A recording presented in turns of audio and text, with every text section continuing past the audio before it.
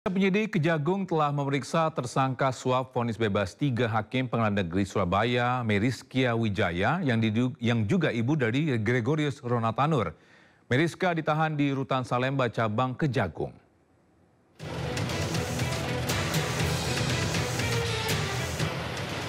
Meriska Wijaya selesai diperiksa penyidik Kejaksaan Agung terkait kasus suap 3 hakim PN Surabaya atas vonis bebas terpidana Ronald Tanur.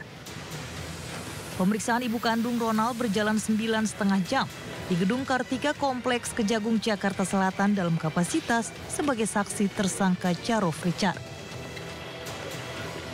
Selain ibu Ronald Tanur, penyidik Kejagung juga memeriksa Jarod Richard, mantan pejabat Mahkamah Agung, maklar kasus yang juga diduga terlibat suap 3 hakim yang berjalan selama 8,5 jam. Meriska menjadi tersangka atas dugaan pemberian suap melalui pengacaranya Lisa Rahmat kepada para hakim PN Surabaya. Kasus itu berkaitan dengan vonis bebas putranya Gregorius Ronald Tanur dalam kasus penganiayaan. Sebelumnya, 3 hakim PN Surabaya pemberi vonis bebas Ronald Tanur atas kasus pembunuhan Dini Sera terjaring operasi tangkap tangan Kejaksaan Agung. Ketiga hakim, Erin Tuah Damanik, Mangapul dan Hari Hanindyo diduga menerima suap sebesar 20 miliar rupiah dari Lisa Rahmat yang merupakan pengacara Ronald Tanur. Penyidik pun menetapkan ketiga hakim beserta pengacara Lisa Rahmat sebagai tersangka dan vonis bebas Ronald Tanur resmi dibatalkan oleh Mahkamah Agung. Dari Jakarta, Rizky Falufi, Ainis melaporkan. Negara kecanduan judi online, sekitar 100 orang dirawat di RSCM Jakarta. Untuk memberantas judi online, pemerintah memblokir 10.000 rekening terkait judi online.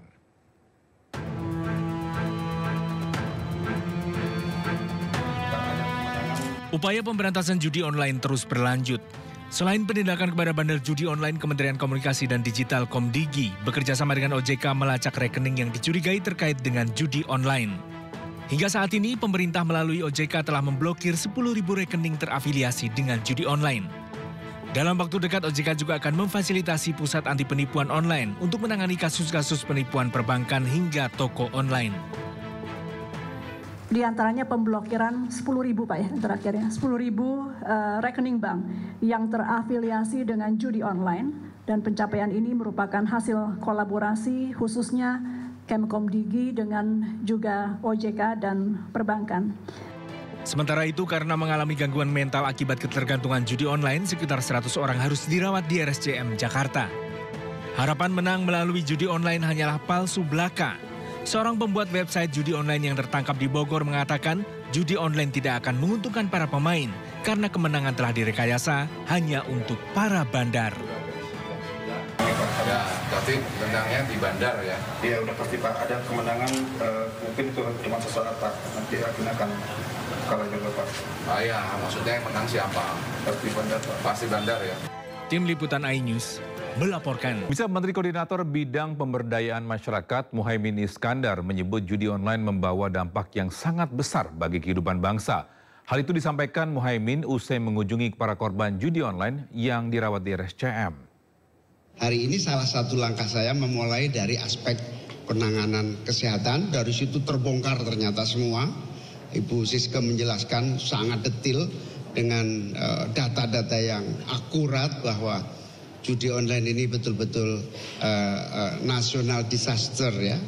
Kerusakan nasional yang harus kita atasi bersama. Jadi bukan hanya tanggung jawab sebagai menteri, juga daripada kalau pulang dimarahin istri terus. Karena judi online tidak segera bisa kita atasi bersama. Saya kira itu mungkin langsung tanya jawab saja sebelum Bu Siska menjelaskan, nanti menambah penjelasan dari. Saya bisa menengok saudara-saudara kita yang menjadi pasien di unit psikiatri. Saya ketemu seorang pasien yang sudah sehat, juga menjelaskan bagaimana kecanduan dan akhirnya sempat pulang pergi dari rumah sakit ini, kambuh lagi, diatasi lagi, alhamdulillah akhirnya sembuh. dan juga masih banyak pasien-pasien yang datanya amat sangat banyak. Jadi karena ada kerusakan otak juga, sehingga tata laksananya itu juga melibatkan obat-obatan untuk mengurangi keinginan bermain judi. Lalu karena ada pikiran yang salah, dia seperti tidak terkontrol untuk bermain judi, ada psikoterapi yang namanya terapi kognitif perilaku. Dan juga karena ada kerusakan otak bagian depan sehingga tidak bisa mengendalikan perilaku, maka ada modalitas terapi terkini namanya transmagnetic stimulation. Jadi dialirkan gelombang elektromagnetik yang bisa mengaktifkan stop system di otak bagian depan sehingga orang tersebut bisa mengendalikan perilakunya.